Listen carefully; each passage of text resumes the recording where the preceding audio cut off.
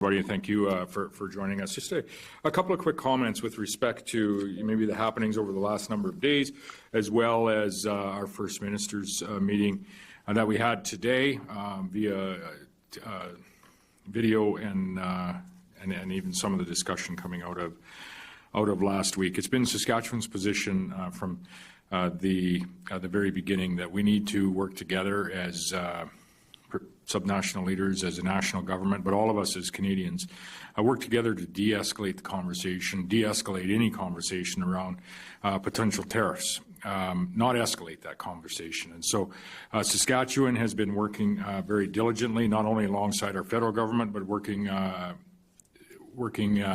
with meetings with various contacts that we have acquired over the last number of years in both the Trump administration, incoming Trump administration, as well as governors, senators, and House representatives. And we would encourage the business community in Saskatchewan as well to reach out and touch their American colleagues, business colleagues, so that they also can speak to policy and decision makers throughout the U.S.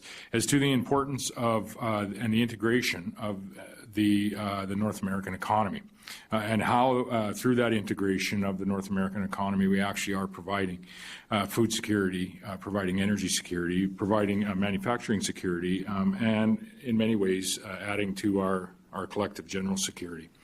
From Saskatchewan's perspective, the potential review that would be happening by the Trump administration would reach us out to April the 1st. There's also the comments with respect to potential tariffs that may be applied by February the 1st. And I think it's important for us to prepare for all, but to not take into account or comment too much on what might be hypothetical at this space. As I say often, is we need to take what President Trump says very seriously, but not always do you take it literally, as we see just there. There's a little bit of crossing of what the Trump administration is moving forward with versus what was said.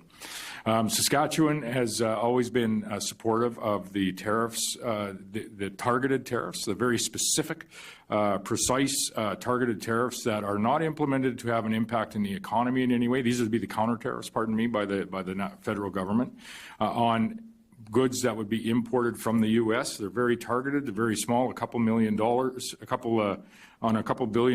of imports, Canadian imports from the U.S., but they are not there to have an impact on the economy. They're there to change the views and really change the hearts and minds of specific policy decision makers within the U.S. We did this first through the country of origin labeling dispute that we had over a decade ago.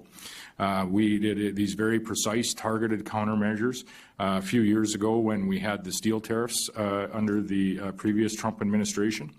But I would add, in that case, we also made some significant changes as a nation when it comes to imported steel from countries like China. And so we need to ensure that we are working all fronts with respect to some of the concerns that our largest trading partner has. So Saskatchewan is supportive of those very small, targeted tariffs that are there to change the minds of U.S. decision makers.